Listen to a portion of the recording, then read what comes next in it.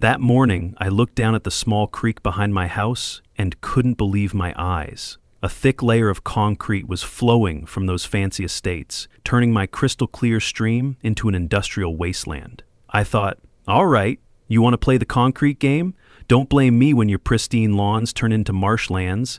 Hey everyone, watching from wherever you are, drop a comment below and let me know where you're tuning in from. Today I'm going to tell you about the epic water versus concrete battle between me and the Rich Neighborhoods Management Board. Now, my name is Chris Brown, and I've been a freelance hydraulic engineer for over a decade. I specialize in sustainable water management systems and have worked on projects ranging from small residential installations to large municipal drainage solutions. Water has always been my passion. Growing up near the Mississippi River, I developed a deep appreciation for the power and importance of natural waterways. I chose this quiet corner of Willowbrook Estates specifically because of the beautiful creek that ran behind my property. It wasn't just any creek. This waterway had been flowing through these lands for over 200 years, long before any of us decided to build our homes here. Every morning I'd have my coffee on the back porch, watching the water dance over the rocks, listening to the birds that made their homes in the trees along its banks. The creek was home to small fish, frogs, and even the occasional turtle. Children from the neighborhood would come to catch tadpoles in the spring, and artists would set up their easels to capture the way the morning light played on the water. Local teachers would bring their students for ecology lessons, pointing out the delicate balance of plants and animals that depended on the clean, flowing water. I had even started a small project with the local high school's environmental club, monitoring water quality and documenting the creek's biodiversity. That peaceful routine came to a screeching halt when I heard the rumble of heavy machinery at 6 a.m. on a Tuesday morning. I rushed outside to find Midge Moore, our HOA president, standing there with a clipboard and a smug smile that could curdle milk. Behind her, a construction crew was dumping concrete directly into my beloved creek. "What the hell is going on here?" I shouted over the noise of the machinery. Midge turned to me with that condescending look she'd perfected over years of bossing people around. She was wearing one of her trademark designer pantsuits, her platinum blonde hair perfectly coiffed despite the early hour.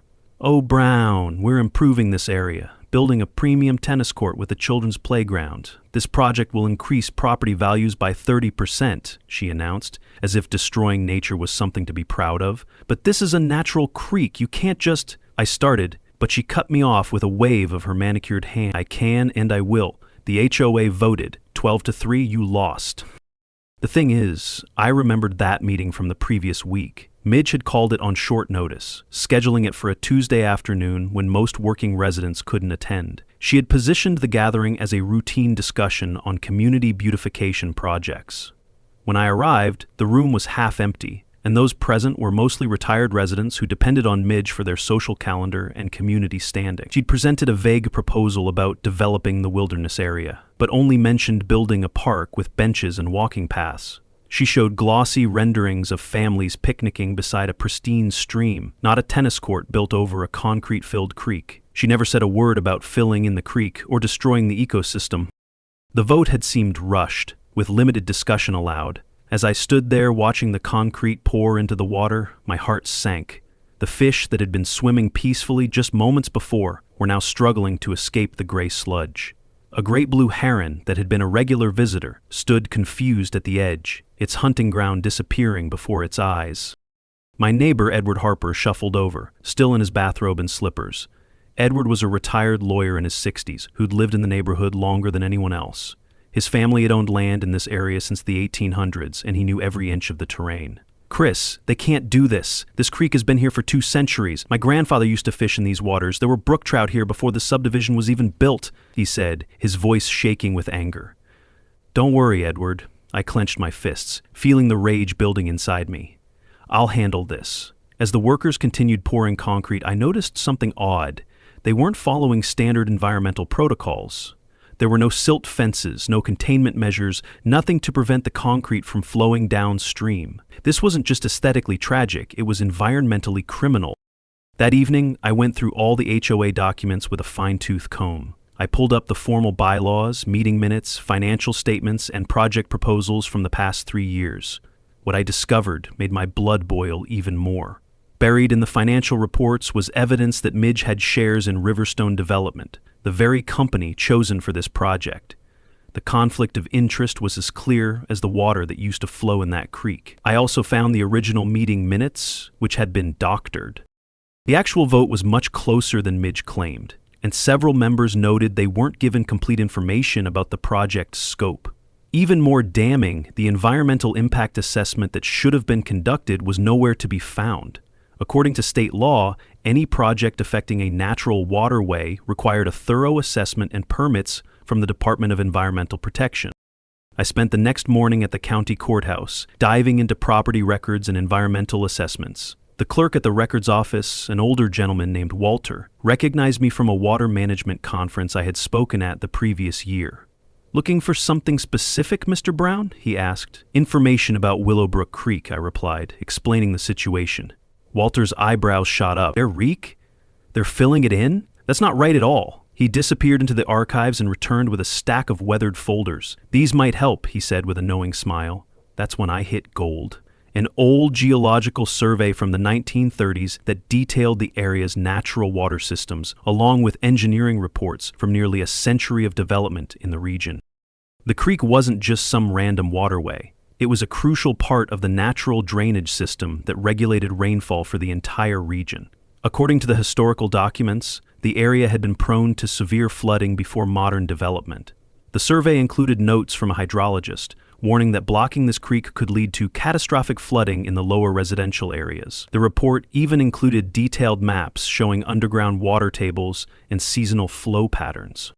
What caught my eye was a reference to the Whitmore drainage system, an elaborate network of channels designed in the 1880s to manage water flow during heavy rainfall. The system had been partially filled in during the mid-20th century development boom, but the core structure remained beneath the surface.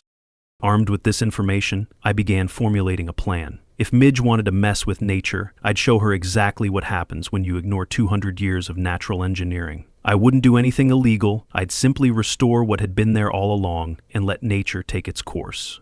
Walter provided me with copies of all the relevant documents, including the original plans for the Whitmore system. "Good luck," he said as I gathered my materials.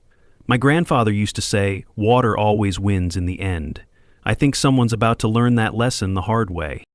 I spent the next few days conducting my own survey of the area. Using my engineering expertise, I mapped out the current water table, soil composition, and drainage patterns. I borrowed ground-penetrating radar equipment from a colleague at the university to locate the remnants of the old Whitmore channels. The results confirmed what I suspected. The channels were still there, just dormant beneath layers of soil. What I discovered was both fascinating and alarming.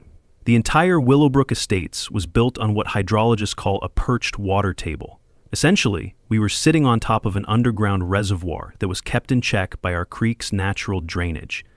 By blocking the creek, Midge had effectively put a cork in a bottle that was still being filled. It was only a matter of time before the pressure built up and found another way out. This wasn't just about my beloved creek anymore. It was about preventing potential flooding damage to the entire community. The developers who built Willowbrook Estates in the 1970s had either ignored or been unaware of the area's hydrological complexities. They had built expensive homes in what was essentially a natural floodplain, with the creek serving as the only release valve. I prepared a formal report detailing my findings, complete with historical references, current measurements, and projections of what might happen now that the creek was being filled. I sent copies to the State Environmental Protection Agency, the County Water Management Board, and every member of the HOA. I also filed an emergency injunction request with the county court to halt the concrete pouring. The next day, I called James Bradley, the contractor Midge had hired. James and I had crossed paths on a few projects before, and I knew he was a decent guy just trying to make a living. We had worked together on a municipal water treatment facility a few years back, and I respected his technical skills, if not his current choice of clients. "James, you know this is illegal, right?" I asked when he picked up the phone. I heard him sigh heavily on the other end. "I know, Chris, but more threatened to expose some tax issues I'm dealing with if I don't cooperate. I've got kids to feed, man. My daughter's starting college next year, and my son needs braces. I can't afford to lose this job." I understood his predicament. Small contractors often lived contract to contract, especially in our unstable economy. "I understand," I said, feeling sorry for the position he was in. "Just do me a favor. Let me know where they plan to pour concrete next." There was a long pause on the other end. "They're planning to extend the fill another 50 yards upstream tomorrow," he whispered. "Midge wants to make sure the water can't find its way around the tennis court foundation. She's talking about diverting what's left of the creek into underground pipes. If that happens, the entire ecosystem will be destroyed." The court was reviewing my injunction request, but bureaucracy moves slowly. By the time they made a decision, the creek might already be gone. I needed to act, but within the bounds of the law. That evening, I received a call from an unfamiliar number. It was Inspector Monroe from the County Environmental Protection Division. "Mr. Brown," he said in a serious tone, "we've received your report and are taking it very seriously. However, these investigations take time. In the meantime, I wanted to let you know, off the record, that restoring historical water management systems is protected under state law. Hypothetically speaking, if someone were to clear debris from an existing, documented historical drainage system on public land, that would be perfectly legal, just something to consider." The message was clear. I had allies in the system, but they needed time to build a case against Midge and her corrupt schemes. Later that afternoon, I got an unexpected visitor. Melissa Grant, one of the HOA board members, showed up at my door looking nervous. She kept glancing over her shoulder, as if she expected Midge to jump out of the bushes. "Chris, I need to talk to you," she whispered. "Can I come in?" I welcomed her inside and offered her some coffee. Melissa was a marketing executive in her 40s who had always struck me as one of the more reasonable board members. She had voted against the park project at the meeting, but had been overruled. I voted against this project, but Midge? She manipulated the results. She's been meeting with board members privately, promising them a cut of the profits from the increased property values. My eyebrows shot up. "Do you have proof?" She reached into her purse and pulled out her phone. "I've been recording the private meetings. Listen to this."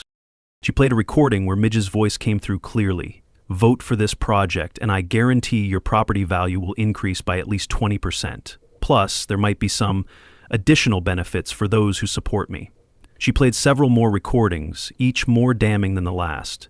In one, Midge explicitly discussed receiving kickbacks from Riverstone Development. In another, she threatened a board member who had expressed environmental concerns. "The thing is," Melissa continued, "she's also been threatening people.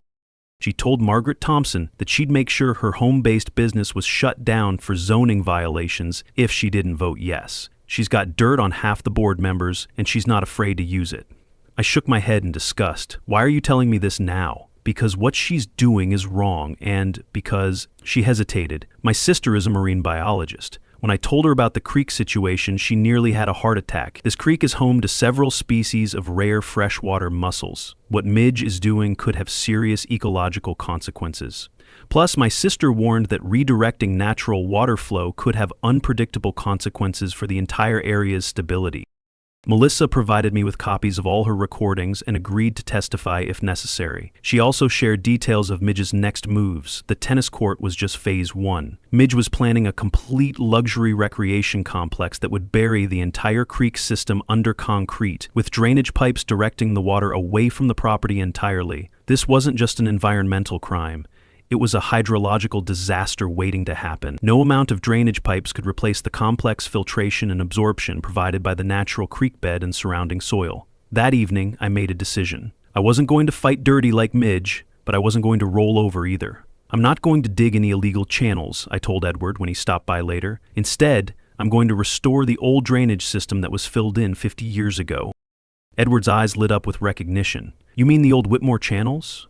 "You know about them?" I asked, surprised. "Son, I've lived here for 40 years. My father used to tell stories about how those channels saved this area during the Great Flood of '54. The old-timers knew what they were doing when they built those. Samuel Whitmore was a genius ahead of his time. He understood that fighting water was futile. You had to work with it, give it paths of least resistance." Edward went to his car and returned with a dusty leather folder. "These belonged to my father. He was on the original planning commission when they developed this subdivision. These are the complete plans for the Whitmore system, including maintenance schedules and flood response protocols. The developers wanted to remove the entire system, but my father fought to have it preserved beneath the surface. He knew a time might come when we'd need it again." That night, I found myself in the county historical archives, poring over old maps and documents. The archivist, a delightful elderly woman named Agnes, was thrilled to have someone interested in the local water management history. "Oh, the Whitmore channels," she exclaimed when I told her what I was looking for. "Named after Samuel Whitmore, the engineer who designed them in 1883. Brilliant man. He studied the natural water flow for 5 years before proposing his system. She pulled out map after map, document after document. What I discovered was fascinating. There was an intricate network of channels from the 19th century, designed to regulate water flow when the creek became blocked during flood season. These channels had been gradually filled with dirt over the decades as developers built new houses, but traces of them still remained. The fascinating part was that Whitmore had designed the system to work with gravity and natural topography. The channels would only activate when the water pressure reached a certain level, exactly what would happen if someone blocked the main creek. According to these documents, Agnes said, adjusting her glasses, the channels diverted excess water to the lowest lying areas of the estate. Whitmore's notes say this was intentional. He wanted any flooding to affect the manor lords first so they'd be motivated to maintain the system properly.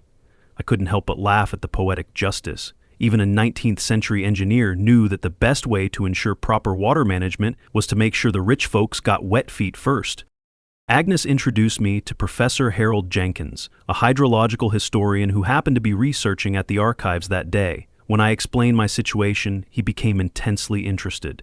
The Whitmore system is legendary in engineering circles, he explained. It was one of the first examples of biomimetic engineering in the United States, design that imitates natural processes. Whitmore studied beaver dams and natural stream patterns to create a system that worked with nature rather than against it. Professor Jenkins offered to provide expert testimony if my case went to court. He also offered to help me document the restoration process for historical preservation purposes. The next few days were a blur of activity. During the day, I acted normal, tending to my garden and going about my business. But at night, I became an amateur archaeologist, carefully excavating the old waterways. I focused on public land, following the detailed maps from Edward and the historical archives. The channels ran through public land, following the natural contours of the terrain. I made sure to document everything, taking photos and notes to prove I wasn't creating new waterways, but simply restoring historical ones. Edward Harper helped me research the legal aspects. This is public land, Chris. You have every right to restore historical artifacts. In fact, there's a state law protecting the restoration of historical water management systems. It was passed after the drought of '98 when several old irrigation systems were restored. The work was harder than I expected. Years of sediment had compacted in the channels, and I had to be careful not to damage any modern utilities that might have been laid across the old routes. But my years of engineering experience came in handy, and I knew exactly where to dig and how deep to go. I was careful to follow the original design specifications, ensuring that the channels would only activate under specific conditions, when water pressure in the main creek bed reached critical levels. This way, I wasn't creating flooding, I was simply allowing the excess water to follow its natural path when Midge's concrete blockage forced it to find an alternative route. Midge started getting suspicious when she saw me working in my yard more than usual. One morning, she confronted me while I was supposedly planting new flower beds. "Brown, I've noticed you digging around lately," she said, her eyes narrowing with suspicion. She was wearing another designer outfit, this time with heels that were sinking into my freshly turned soil. "Oh, that," I replied casually, leaning on my shovel. "I'm participating in a local archaeology project, studying the area's ancient irrigation systems. Fascinating stuff. Did you know this land was once home to a sophisticated water management network?" I showed her a perfectly legitimate historical research permit I had obtained through Professor Jenkins. "Just make sure you're not doing anything that affects HOA property," she warned, clearly not buying my explanation but unable to prove otherwise.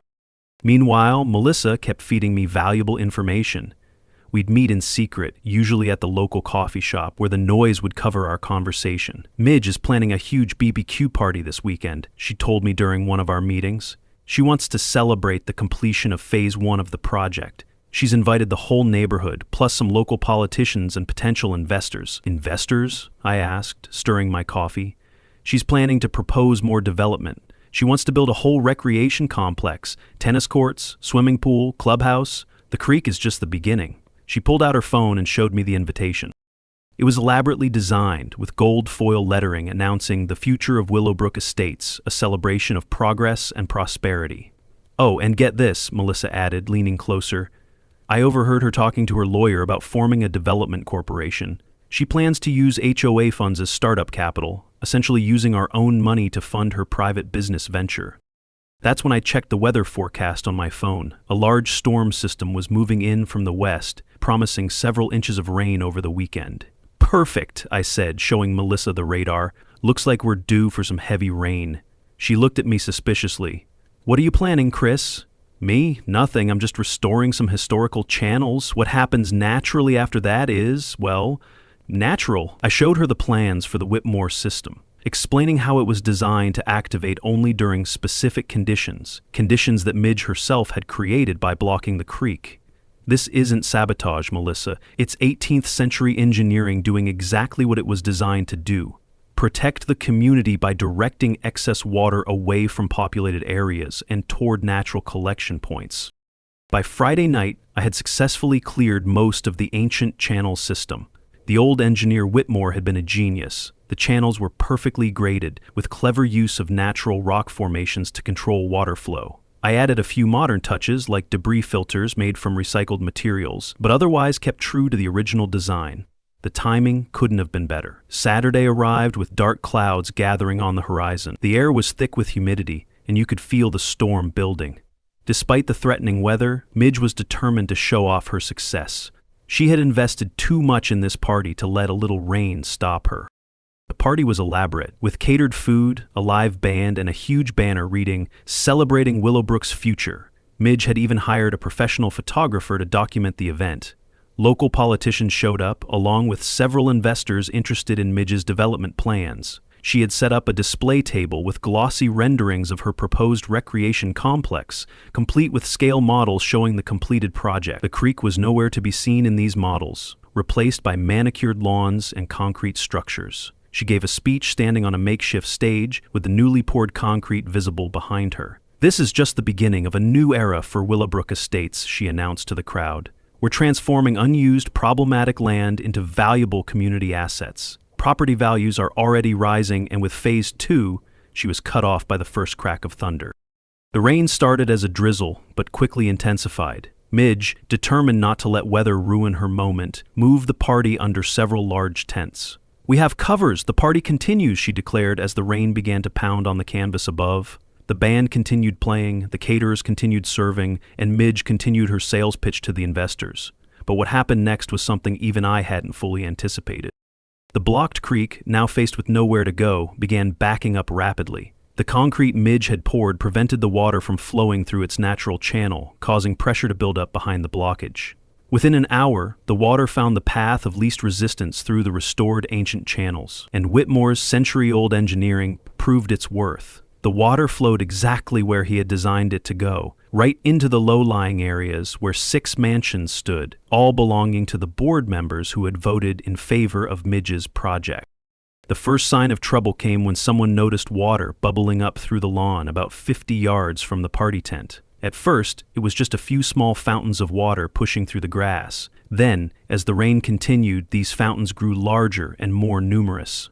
"What the hell is happening?" Midge screamed, as her $50,000 professionally landscaped lawn began to bubble and foam like a witch's cauldron. Within minutes, water was seeping up from underground, turning her perfectly manicured garden into a muddy swamp. The expensive outdoor furniture began to sink into the muck, and guests were scrambling to higher ground.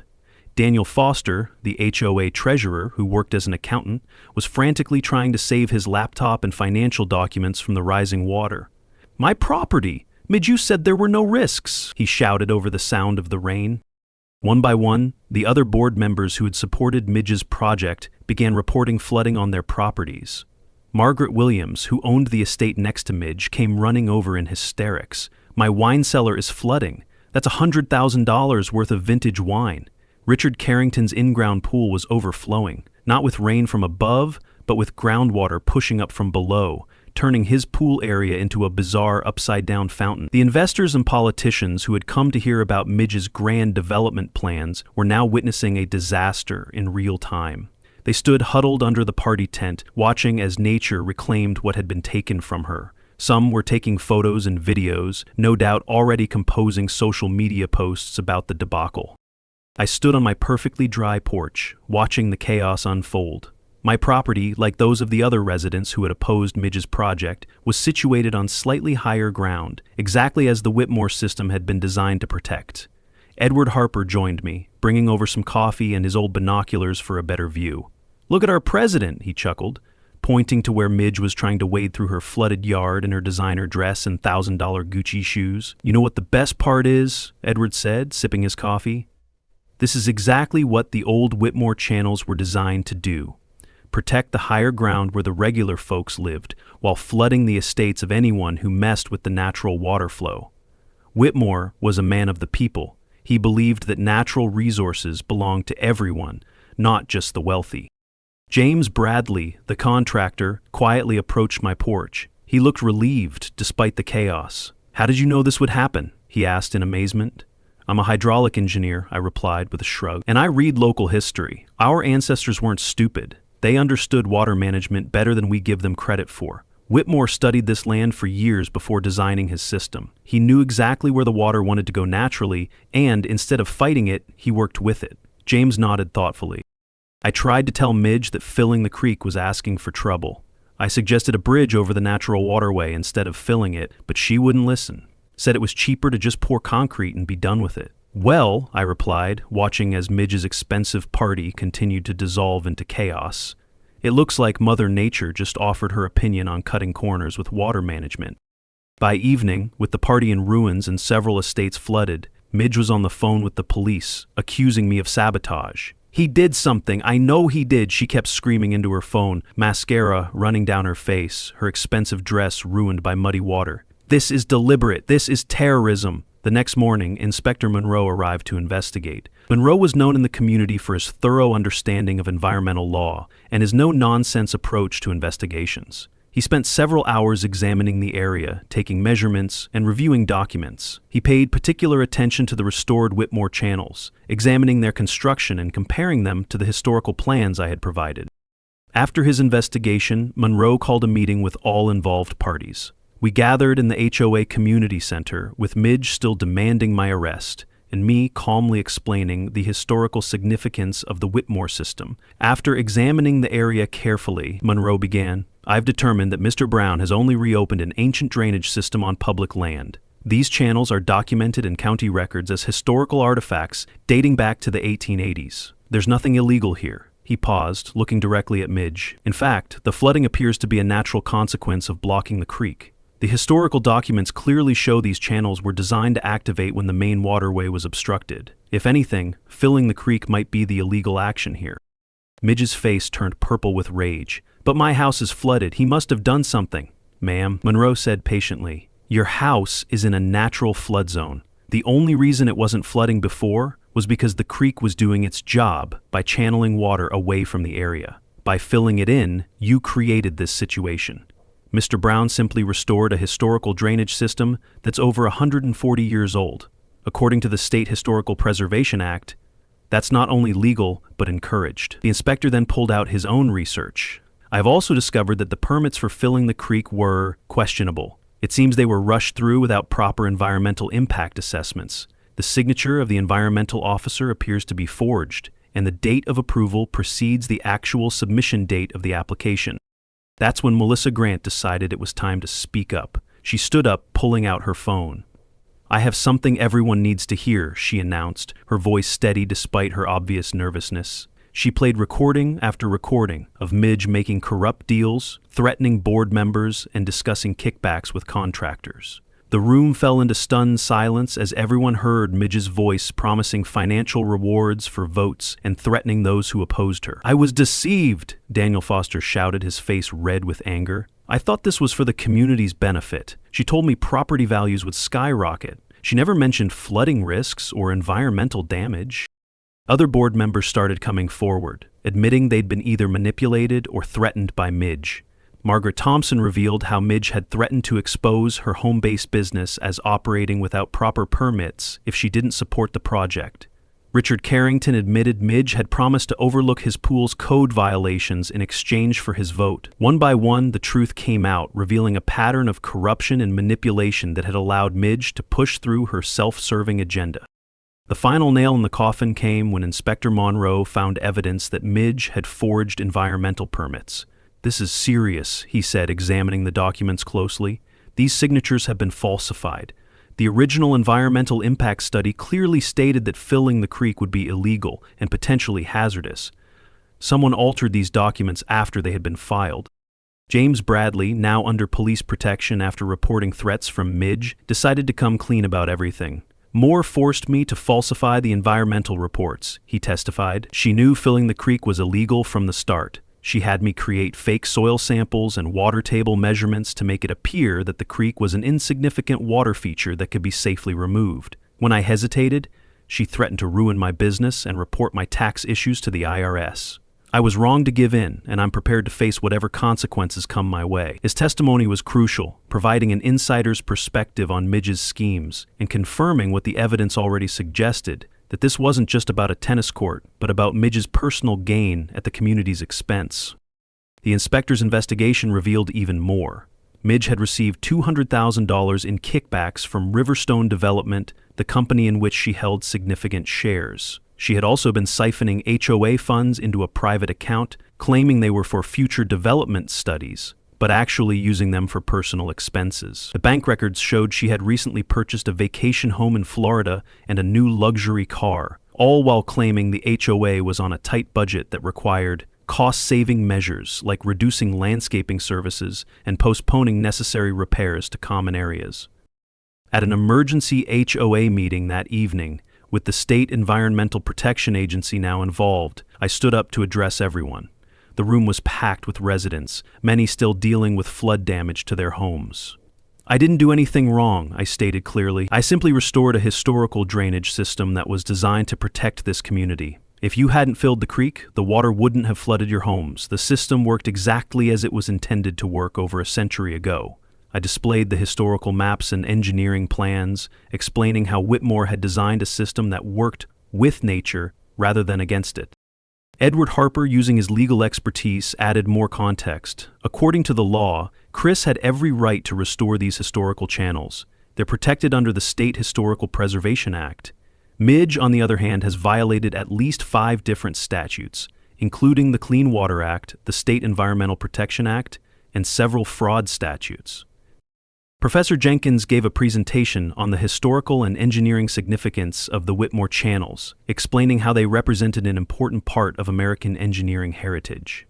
What we have here is not just a legal issue, but a cultural one, he explained.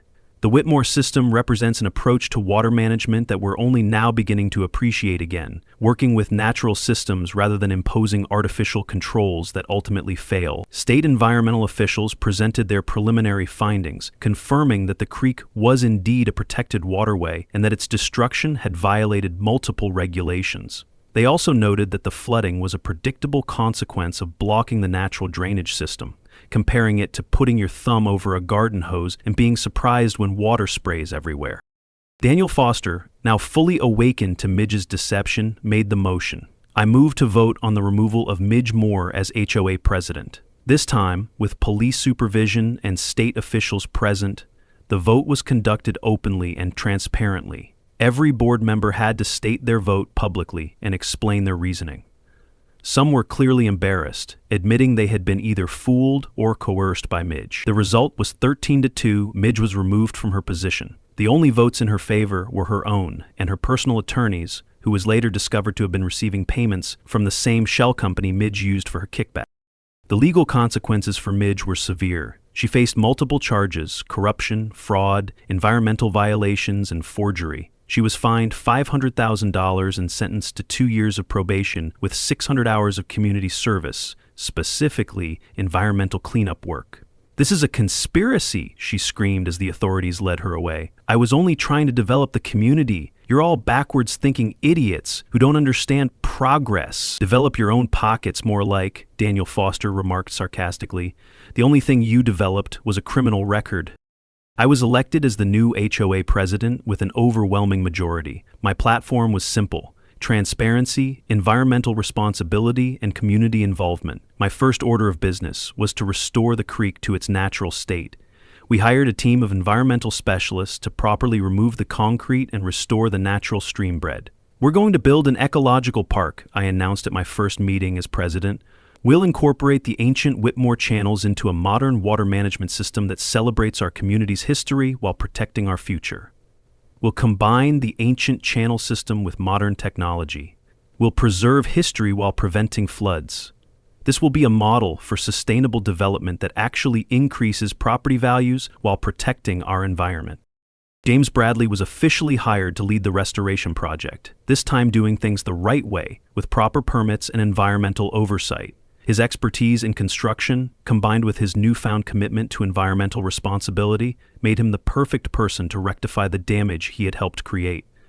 Melissa became the vice president of the HOA, ensuring transparency in all our decisions. We established new bylaws requiring public disclosure of all board members' financial interests and implemented a system of checks and balances to prevent future corruption. All major decisions now required not just a board vote, but community input sessions, where residents could voice concerns and suggest alternatives. 6 months later, Willowbrook Estates had transformed into a model of sustainable development. The creek flowed freely again, its banks stabilized with native plants that prevented erosion while providing habitat for local wildlife. The Whitmore channels were integrated into a comprehensive water management system that controlled flooding while creating beautiful wetland gardens that changed with the seasons. Property values had actually increased by 40%, higher than Midge's original projections. The difference was that this increase came from genuine improvements to the community, not from corrupt schemes. Homebuyers were specifically seeking out Willowbrook Estates because of its innovative approach to environmental stewardship and its unique blend of historical preservation with modern amenities. The restored creek now flowed freely, with fish swimming in its clear waters and birds singing in the trees along its banks. The great blue heron returned, along with several other species that had been displaced by the concrete. We created walking trails and educational signs explaining the historical significance of the ancient channel system and the ecological importance of natural waterways. Local schools began bringing students for field trips to learn about watershed management and local history. The State University's Environmental Science Department even established a research station to study the restored ecosystem, offering internships to students interested in sustainability and ecological restoration. The old Whitmore channels were preserved as historical landmarks, with guided tours explaining how 19th century engineering principles could still teach us valuable lessons about working with nature instead of against it. Professor Jenkins published a paper on the Whitmore system, bringing national attention to our community's water management heritage. We established the Willowbrook Conservation Trust, funded by a small percentage of HOA dues, to ensure the creek and channels would be protected for future generations. The trust also provided grants for homeowners to implement rain gardens and other green infrastructure improvements on their properties. As for Midge, after declaring bankruptcy due to the lawsuits and fines, she had to sell her mansion to pay her debts. The buyer? The Nature Conservancy, which turned her former home into an educational center about river and stream ecosystems. They converted her basement into an interactive museum, showcasing the history of the Whitmore channels and the importance of natural water management. There was a certain poetic justice in seeing school buses pull up to Midge's former driveway, disgorging excited children who would learn about the importance of protecting natural waterways. The ultimate irony came when her community service was assigned. She had to work at the very environmental education center that used to be her home, leading tours and explaining to visitors how greed and environmental destruction led to her downfall. I visited the center one day and found her leading a group of school children. And this, she was saying, pointing to a diagram of the creek system, is why we should never interfere with natural waterways. Water always finds a path, and it's better to work with nature than against it. She caught my eye and quickly looked away, her face flushing with embarrassment. She wasn't wearing designer clothes anymore, just a simple uniform with the Nature Conservancy logo. Her fancy jewelry and perfect manicure were gone, replaced by practical attire suitable for outdoor education work. Sometimes, Edward observed as we watched Midge in her court-mandated volunteer vest, justice isn't just sweet, it's educational. She's probably taught more people about environmental protection in the last 6 months than we could have in years. I stood by the babbling creek, watching the water flow naturally once again. Dragonflies danced above the surface, and small fish darted between the rocks. A family of ducks had taken up residence in a quiet pool, and wildflowers bloomed along the banks. Children played at the water's edge, catching tadpoles and learning about the delicate ecosystem. Nature is always smarter than we think, I mused. We just need to learn to listen. Edward nodded, watching the scene with satisfaction. My father would be proud. He always said the Whitmore channels would save this community someday. He just never imagined it would be from one of our own. The story spread throughout the region and beyond, becoming known as the Willowbrook Marsh War, a cautionary tale about the importance of respecting nature and the consequences of greed. Environmental law classes began using our case as a study in how historical preservation and environmental protection could work hand in hand. The restored Whitmore channels became a tourist attraction, with visitors coming from across the country to see how a 19th century engineer's wisdom had triumphed over 21st century greed. We even received a grant from the National Trust for Historic Preservation to create a documentary about the channels and their role in the community's history.